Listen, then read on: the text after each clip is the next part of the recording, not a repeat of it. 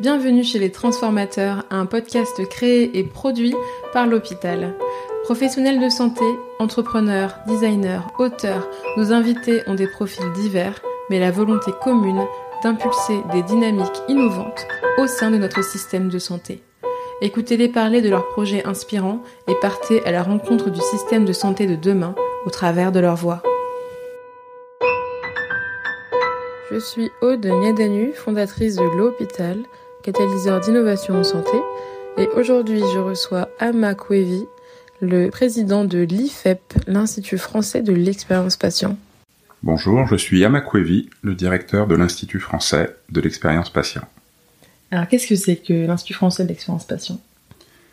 L'Institut français de l'expérience patient, c'est une association, loi 1901, qui a pour objectif de mettre l'expérience des patients au cœur des politiques de santé.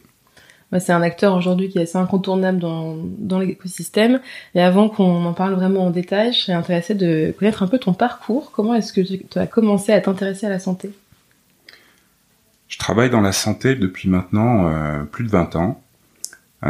C'est comme souvent un concours de circonstances, mais j'ai commencé par faire une formation scientifique en biologie et en santé publique.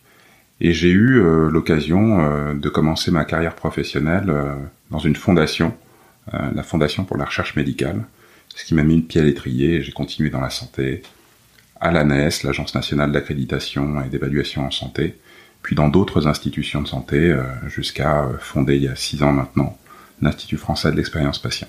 Donc justement, tu dis que tu étais dans différentes institutions, c'est parfois un peu des boîtes noires pour les gens de l'extérieur, la HAS, la NAP, tous ces acronymes, qu'est-ce que ça signifie ? Est-ce que tu peux nous en parler un petit peu ? J'ai eu la chance dans mon parcours professionnel de travailler pour l'ANES, l'Agence nationale d'accréditation et d'évaluation en santé. Une des caractéristiques de cette structure, c'était qu'elle était en charge de l'accréditation des établissements de santé, c'est-à-dire d'envoyer des experts qui vont s'assurer que les démarches qualité des établissements sont bien en marche. Et mon rôle au sein de cette agence, c'était justement d'animer le réseau des experts visiteurs. C'était super parce que j'ai constitué une bonne part de mon réseau encore actif aujourd'hui à cette époque. L'ANES, c'est aussi l'ancêtre de la Haute Autorité de Santé, qui est plus connue aujourd'hui, notamment pour le rôle qu'elle a joué dans la crise qu'on a traversée depuis 2 ans. La Haute Autorité de Santé, c'est une institution scientifique indépendante qui a pour mission d'élaborer des recommandations avec les professionnels sur ce que doivent être les bonnes pratiques en santé. Et c'est aussi une structure qui continue d'être un régulateur du système de santé et qui poursuit la démarche de certification maintenant, puisque l'accréditation est devenue la certification entre-temps. Oui, donc en fait, si on veut simplifier un peu, ça va être vraiment des acteurs qui vont s'assurer que les soins sont prodigués dans de bonnes conditions, que les hôpitaux ont un cadre et des pratiques qui permettent d'éviter les erreurs médicales, d'éviter les problèmes d'infection. Je fais exprès de prendre des exemples hyper concrets pour simplifier, mais dis-moi si ça représente à peu près bien le rôle de ce type d'acteur. Le rôle de ces institutions de santé, c'est d'élaborer un point de référence pour les professionnels, de dire ce que sont les bonnes pratiques, les bonnes manières de prendre en charge les patients, parce qu'il y a de l'hétérogénéité dans les façons de faire, et que, en lien avec les sociétés savantes, les professionnels de santé, il y a un moment où c'est pertinent de se mettre d'accord sur ce que doivent être les bonnes pratiques, les pratiques de référence, et c'est cette institution-là qui est chargée de le faire. Mais alors, est-ce que les patients ont leur mot à dire là-dedans ?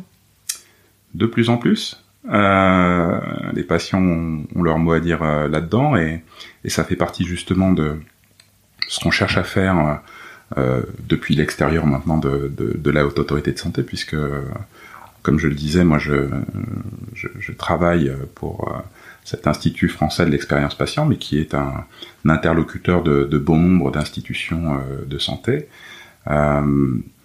L'idée, c'est que les patients ont à la fois un rôle à jouer dans la gouvernance de ces structures, faire valoir un point de vue qui est un point de vue différent de celui des professionnels, mais qui peut être complémentaire.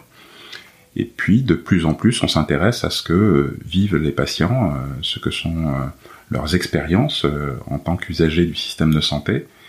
Et on fait une place pour cette expérience des patients dans les réflexions, la régulation, et je crois que c'est une bonne chose. Le terme d'expérience patient, on n'en parlait pas beaucoup en France avant la création de l'IFEP, en fait, finalement. Mais je sais que c'était quelque chose qui était plus répandu, notamment aux États-Unis. Comment est-ce que toi, tu as déjà découvert cette notion? Qu'est-ce qui a fait que tu t'y as intéressé? Et puis comment est-ce que tu as pu la ramener en France? Alors c'est vrai que on parlait relativement peu d'expérience patient avant 2016. On n'a pas inventé le terme. D'ailleurs, l'expérience patient, c'est une analogie avec le terme anglais patient experience. C'est vrai que les anglo-saxons ont introduit cette notion bien avant qu'on ne le fasse ici en France. Cela étant, ça ne veut pas dire que sous une forme ou sous une autre, un peu comme Monsieur Jourdain faisait sa prose, la concrétisation de cette notion d'expérience patient n'existait pas. Cela étant, c'était pas vraiment un axe des politiques publiques de santé en France. Et moi qui ai eu la chance d'aller étudier les systèmes de santé à la fois en Europe, en Espagne, en Allemagne, en Angleterre, mais aussi aux États-Unis et au Québec, j'ai pu percevoir à quel point cet élément de politique publique pouvait constituer quelque chose à la fois d'intéressant et de fédérateur, et surtout de transformant pour la qualité des prises en charge à un niveau très concret. La prise en compte du vécu des personnes, c'est s'intéresser à ce qu'ils vivent, leur angoisse avant une hospitalisation, c'est s'intéresser à la manière dont ils sont accueillis dans les services de soins. Donc en fait, c'est comment on peut porter à un niveau organisationnel et systémique quelque chose qui est au niveau de l'individu et de son ressenti. Comment est-ce que tu es passé de ces institutions publiques à l'IFEP ? Alors d'abord, j'ai, après mon passage à la Haute Autorité de Santé, continué ce parcours institutionnel à la mission d'appui à l'investissement hospitalier, qui est une structure qui a accompagné à la fois la transformation bâtimentaire des hôpitaux et aussi la transformation numérique des hôpitaux. Une façon de voir le fonctionnement hospitalier d'ailleurs que depuis la qualité comme je le voyais à la Haute Autorité de Santé. À la suite de ça, j'ai aussi travaillé pour l'ANAP, l'Agence nationale d'appui à la performance.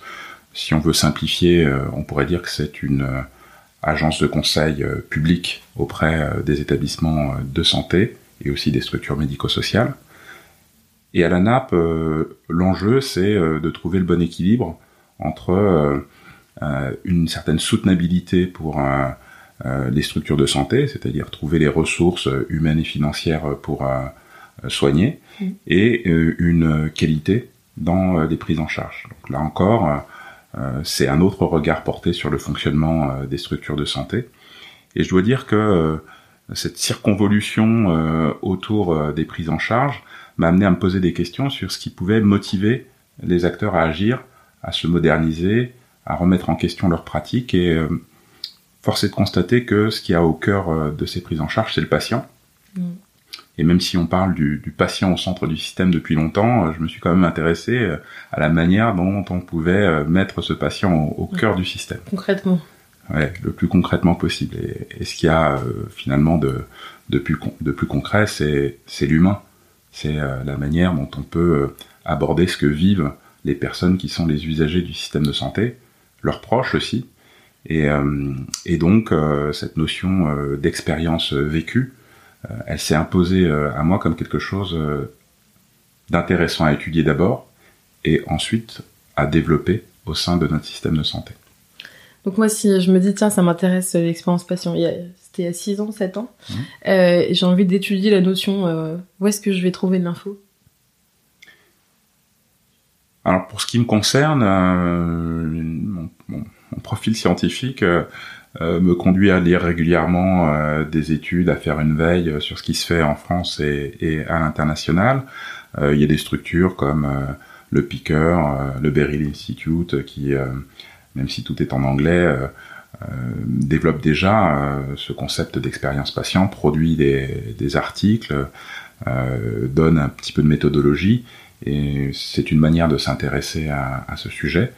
Je pense que l'enjeu de mettre cette connaissance à la disposition du plus grand nombre est déjà un véritable défi en soi.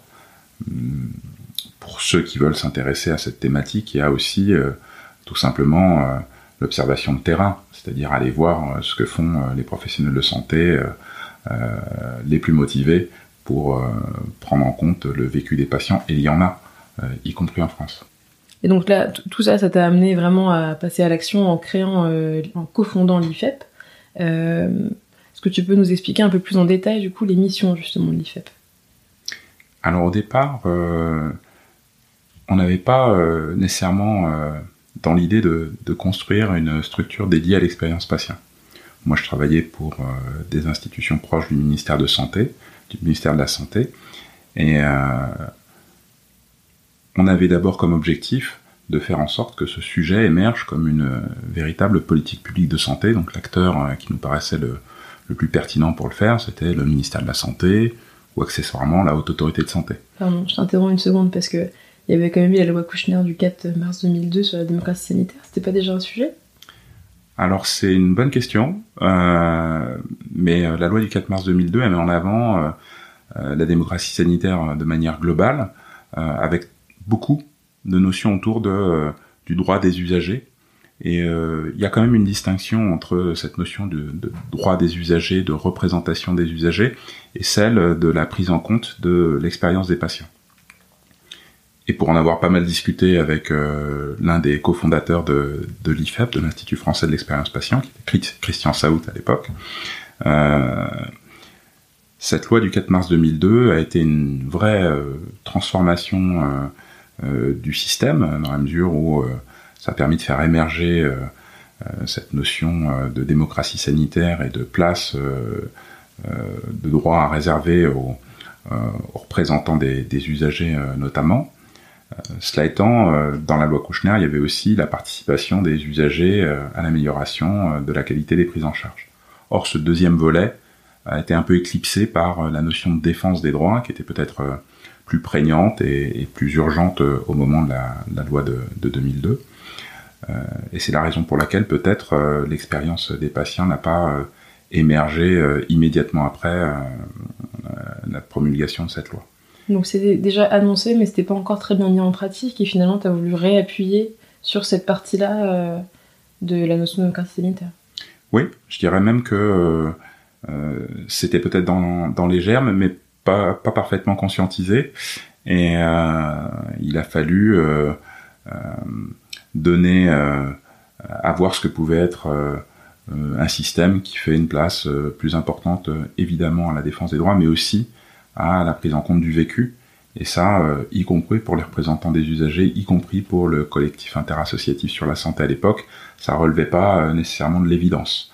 Donc quand je disais que notre première intention c'était plutôt de pousser de nos places respectives les pouvoirs publics et les acteurs qui étaient déjà en place à aborder ce thème, c'était parce que ça nous paraissait sans doute la façon la plus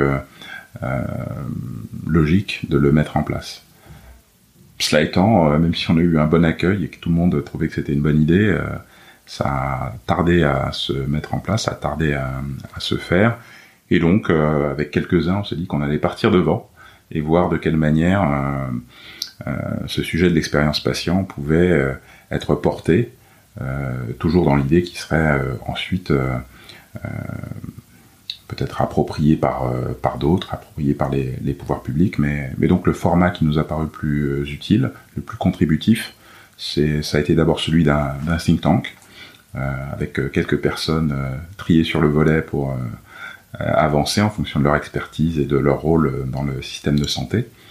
Et ce think tank s'est progressivement transformé en un projet de structure qui, in fine, est devenu l'association loi 1901, l'Institut français de l'expérience patient, en 2016. Et donc aujourd'hui, comment est-ce que vous agissez ? Donc l'IFEP, c'est notre petit nom, c'est à la fois un centre d'innovation, un centre de ressources, un centre d'observation et un centre de formation. Un centre d'innovation parce que on met en avant un certain nombre d'idées, notamment celle qui consiste à dire que l'écoute des patients par les professionnels, en particulier en dehors d'une situation clinique, en dehors des prises en charge cliniques, c'est quelque chose qui peut faire progresser les pratiques professionnelles et l'organisation des prises en charge. C'est un centre de ressources parce que l'idée c'est aussi de mettre à disposition des outils, des choses assez concrètes, faciles d'abord. On a notamment travaillé sur la prise en compte de l'expérience des proches. Ça paraît bête, mais on parle beaucoup de la place qu'on veut laisser aux patients dans le système de santé. Les patients sont pas seuls, ils sont accompagnés d'aidants, accompagnés de leur entourage, accompagnés de proches. Et bien souvent, le système sait pas trop comment se positionner par rapport à ses proches. Or, prendre en compte l'expérience des patients, c'est les prendre comme ils sont, c'est-à-dire entourés d'un écosystème de soutien autour d'eux. Et parfois, le meilleur moyen de leur rendre service aux patients, c'est de prendre en compte aussi leur entourage. Donc on a publié de la documentation sur ça, sur la prise en compte des proches. C'est aussi un centre d'observation. L'IFEP, c'est un endroit où on se pose des questions sur l'évolution de la prise en compte du vécu dans le système de santé. Donc depuis 4 ans maintenant, on a un baromètre de l'expérience patient, un baromètre qui a pour objectif à la fois de mesurer l'évolution des attentes des patients, et aussi de mesurer le degré d'appropriation de ces démarches de prise en compte du vécu des patients par les professionnels de santé. Et ce qui est intéressant dans ce baromètre, c'est qu'on a rapproché les questions que nous posons aux professionnels de celles qu'on pose aux usagers, et parfois, ça fait émerger des différences. Je peux prendre un court exemple pour dire qu'on a demandé par exemple aux professionnels de santé à quel point ils pensaient d'ores et déjà prendre en compte le ressenti et le vécu des patients dans les prises en charge. Et à 71%, ils nous disent qu'ils le font bien, qu'ils le font depuis longtemps. Mais quand on pose cette même question aux patients, il y a plus que 51% d'entre eux qui estiment que les professionnels de santé prennent suffisamment en compte leur ressenti, leur vécu dans les prises en charge. Dans un baromètre qui est plutôt bienveillant à l'endroit des professionnels, surtout quand on pose la question aux usagers, la plupart du temps, ils sont élogieux et reconnaissants vis-à-vis des professionnels de santé. Mais sur la prise en compte du vécu, il y a un delta de 20% entre la perception des professionnels et celle des patients. Donc ça, c'est clairement une orientation de nos travaux, un sujet de réflexion et quelque chose qui est susceptible d'interpeller les professionnels sur l'écart qui existe entre la perception de ce qu'ils font et leur propre perception de ce qu'ils font et celle que peuvent avoir les patients. Donc c'est un sujet de travail. Et puis c'est aussi l'IFEP, un centre de formation, parce qu'on croit beaucoup que c'est dans le développement des compétences des professionnels qu'on va faire progresser les prises en charge. Quand je parle de développement de compétences, ça peut être aussi bien à une échelle individuelle, comment je peux me comporter différemment, comment je peux communiquer différemment avec les patients, mais c'est aussi beaucoup comment je peux travailler en équipe, échanger des informations au sein de l'équipe, de façon à ce que le patient ait une bonne continuité de sa prise en charge et une expérience globale de sa prise en charge qui soit la meilleure possible. Sur ce point un peu spécifique, ça me fait penser à un livre que tu m'avais conseillé, If Disney Ran Your Hospital, et qui parlait un peu justement de juste la manière de communiquer qui va provoquer un ressenti différent. Est-ce que tu as peut-être là comme ça pour un soignant qui nous écoute, des astuces, des points un peu précis qui pourraient activer dès aujourd'hui? Alors c'est vrai que c'est un livre qui est assez inspirant, qui a été écrit par Fred Lee, qui est quelqu'un qui a eu dans son parcours professionnel à la fois l'occasion de travailler avec des acteurs de santé à un certain niveau et également travailler dans le secteur industriel et commercial et notamment pour l'entreprise Disney. À Disneyland, je crois, carrément. Oui, il a travaillé avec l'entreprise Disney et sur les parcs Disney. D'ailleurs, petite anecdote, il pose la question suivante. Est-ce que vous connaissez la priorité d'une organisation, d'une entreprise comme Disney? La priorité absolue d'une organisation comme Disney. Et comme souvent, les gens répondent le divertissement, le loisir, la fidélisation des clients, il aime insister sur le fait que la priorité d'une organisation comme Disney, c'est une priorité qui est finalement assez proche de celle des systèmes de santé. Suspense. C'est la sécurité. La sécurité, pourquoi ? Parce que quand on gère un parc d'attractions comme Disney, ce qui va constituer le risque le plus important, c'est l'accident. Et donc, ils investissent énormément d'énergie dans la maintenance, dans la formation des équipes, pour éviter de briser le rêve, briser le rêve des enfants. Et donc, la sécurité, c'est une priorité pour cette organisation. Et c'est vrai que ça peut surprendre, mais du coup, il y a beaucoup de similitudes qu'on peut retrouver dans le management de ce type de structure et dans le management d'une structure de santé. Mais j'avais trouvé ça intéressant, un extrait du livre où il dit que en fait Disney ils vendent une expérience où c'est des familles qui viennent pour passer un moment agréable et s'amuser ensemble, et qu'on devrait plutôt voir les hôpitaux comme un acteur qui propose une expérience où on accueille les familles qui sont dans une situation difficile pour essayer d'atténuer un peu leur douleur, etc. et les prendre en charge tous ensemble pour que leur expérience soit plus douce. Est-ce que ça résonne un peu avec des concepts que l'IFEP promeut ? Alors ça résonne évidemment, parce que ce qu'il faut bien avoir à l'esprit, c'est que ce sont des expériences humaines. Alors quand elles sont dans le monde du divertissement, on peut les prendre avec beaucoup plus de légèreté, évidemment. Mais ça reste des expériences humaines, pilotées par des humains, et c'est ce qui fait... c'est ce qu'il y a de plus fondamental dans les métiers du soin. Donc l'idée, c'est de se dire que au fond, ce qui permet d'avancer, de faire progresser le système, c'est d'avoir la meilleure connaissance possible de ce qui va influencer l'humain, va influencer les émotions que nous vivons dans différents moments de notre vie. Et évidemment, quand on est vulnérable, malade, quand on a besoin de recourir au système de santé, ça revêt une importance encore plus forte. Aujourd'hui, moi, si je suis, je sais pas, par exemple, infirmière, et je me dis, ah oui, l'expérience patient, moi, ça me parle beaucoup, j'ai envie de progresser là-dessus. Comment est-ce que je peux prendre contact avec l'IFEP ? Qu'est-ce que vous pouvez me proposer ? Alors l'IFEP, on a choisi le modèle le plus ouvert, celui de l'association. Donc la première chose, c'est de venir voir notre site internet, expériencepatient.fr, et si on est intéressé, de devenir membre.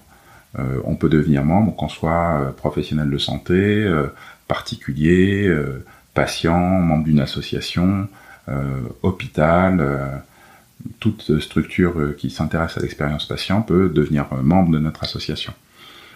Ce qu'on y trouve quand on est membre, c'est des ressources. On fait une veille sur des retours d'expérience, sur des cas pratiques, sur des articles scientifiques en France et à l'étranger. Ce qu'on y trouve aussi, c'est une communauté de gens qui partagent cette préoccupation pour la prise en compte du vécu et de l'expérience des patients. Et cette communauté, elle peut être à la fois inspirante, on se pose des questions, on partage nos solutions, on se retrouve aussi dans des webinaires où les idées peuvent fuser, et je crois qu'il y a une grande appétence pour le benchmark et pour le partage d'expérience au sein de cette communauté. Et puis c'est aussi un endroit où on collabore ensemble. Et ce qu'offre la plateforme de l'IFEP, c'est une opportunité de collaborer avec des gens qui ne sont pas nécessairement du même profil que nous.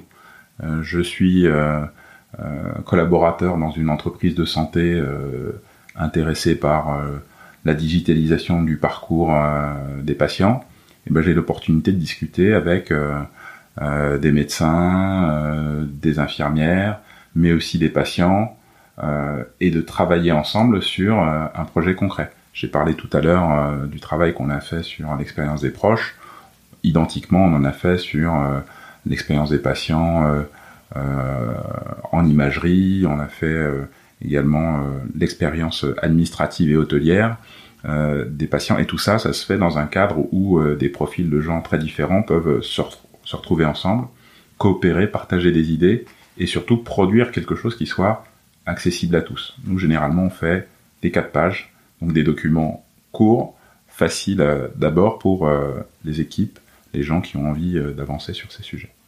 Oui, donc c'est une communauté qui est très ouverte. Moi, j'en fais partie aussi et c'est vrai que c'est appréciable de rencontrer des gens de plein d'horizons différents. Et nous, on croit beaucoup aussi à l'intelligence collective et au fait que plus il y a de mixité, plus il y a de nouvelles idées. Et en effet, les contenus sont très variés et très faciles à lire. Et ça, c'est intéressant, je pense, parce que quand on entend parler d'expérience patient, de politique publique, on peut avoir un peu l'impression que ça va être compliqué, jargonneux, etc. Et vous avez réussi à rendre ces notions-là hyper concrètes et applicables. Donc ça, c'est un point, je pense, qui est intéressant de souligner, parce que c'est vraiment ouvert à des profils qui n'ont pas forcément l'habitude d'aller lire des rapports compliqués de l'HAS, mais qui pourraient avoir accès à cette information-là aussi sous un format un peu plus digeste, un peu plus facile à aborder. Vous avez des formations, il me semble, aussi à l'IFEP, non ? Oui, on a tout un programme de formation qui s'adresse cette fois principalement à des professionnels de santé et à des équipes qui veulent décliner quelque part une stratégie d'amélioration de la prise en compte de l'expérience des patients. C'est un programme qui s'appuie beaucoup sur des mises en situation et des jeux de rôle. Alors voilà, il y a des choses théoriques autour de ce qu'est l'expérience patient, des enjeux et de la manière dont on peut la mettre en place, autour des méthodes. Mais il y a aussi vraiment de manière centrale l'expérience de s'entretenir avec des patients dans le but de s'appuyer sur leur vécu pour améliorer les prises en charge.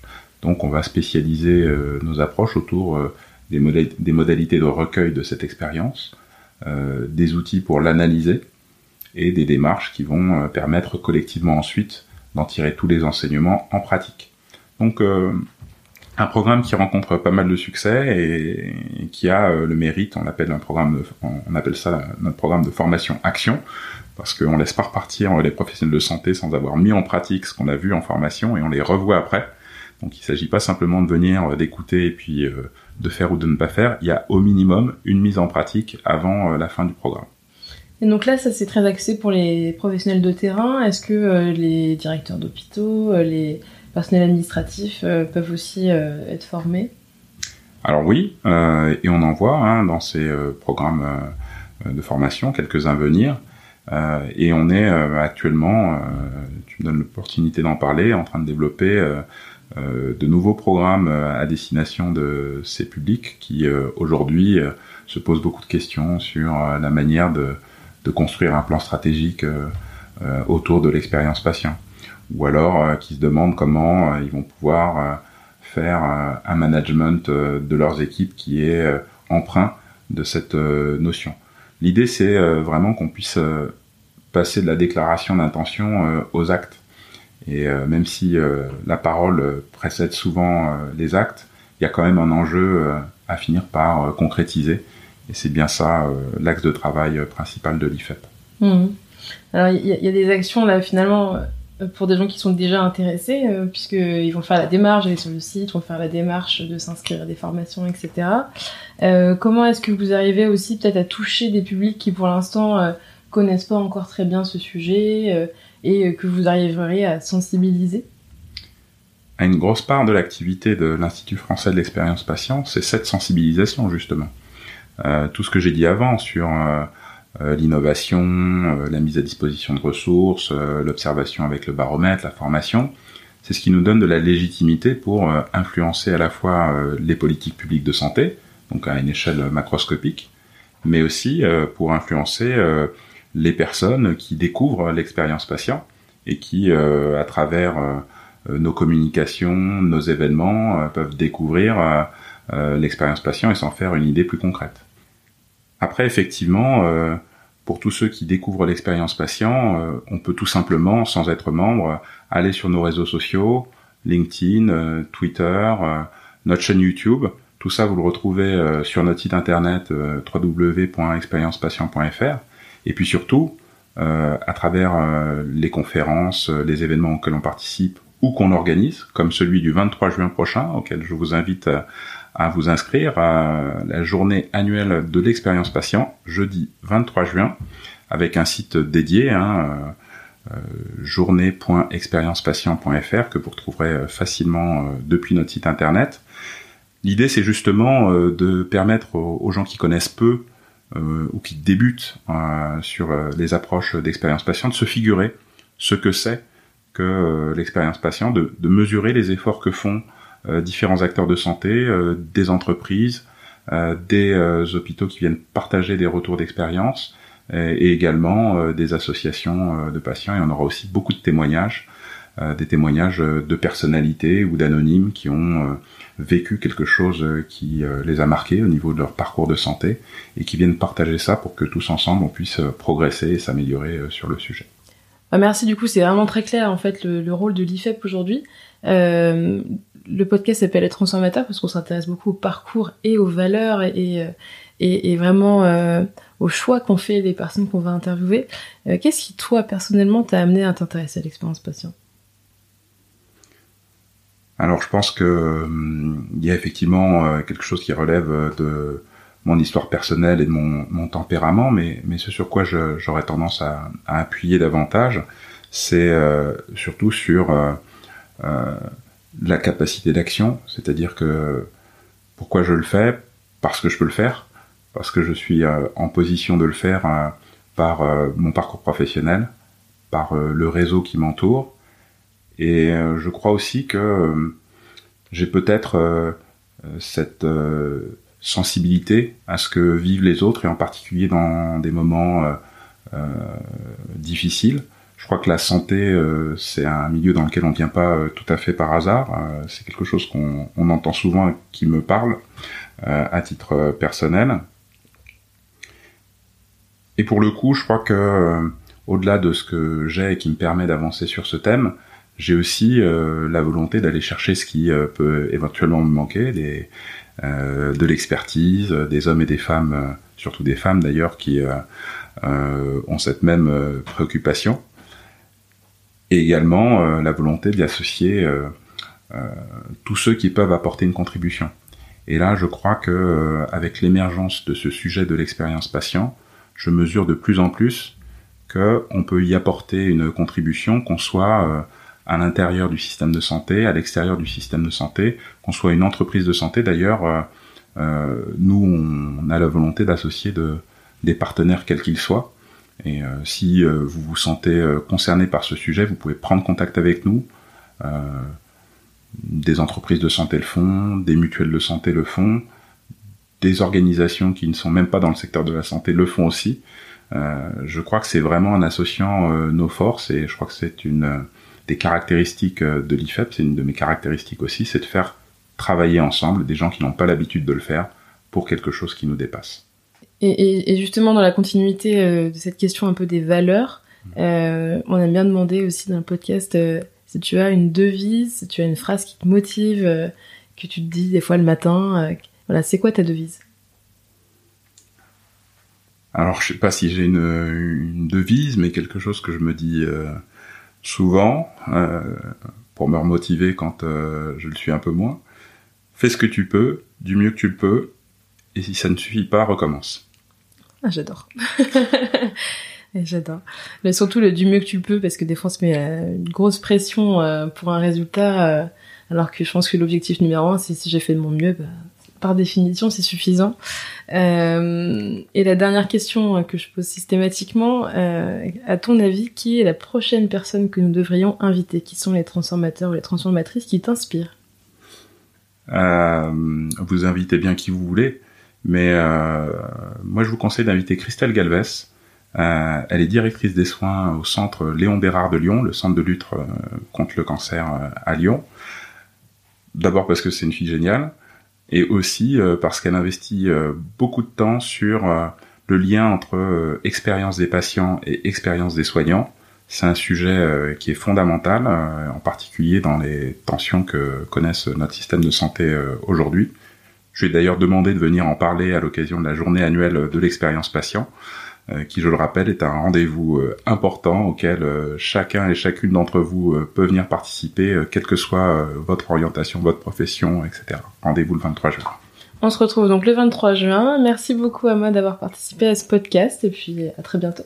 À bientôt. Merci d'avoir écouté cet épisode. Peut-être qu'il a résonné avec vos convictions ou vous a donné des ailes pour concrétiser vos idées. En tout cas, vous n'êtes pas seul. Nous sommes des centaines à vouloir transformer notre système de santé et nous avons créé un espace en ligne pour échanger et pour nous entraider. Pour nous rejoindre, rendez-vous sur notre site l'hôpital.care, lowpital.care, rubrique communauté. Et pour nous aider à faire connaître le podcast, parlez-en autour de vous, mettez-nous 5 étoiles et abonnez-vous sur les plateformes de votre choix. Ça nous aiderait énormément. Merci et à bientôt pour le prochain épisode.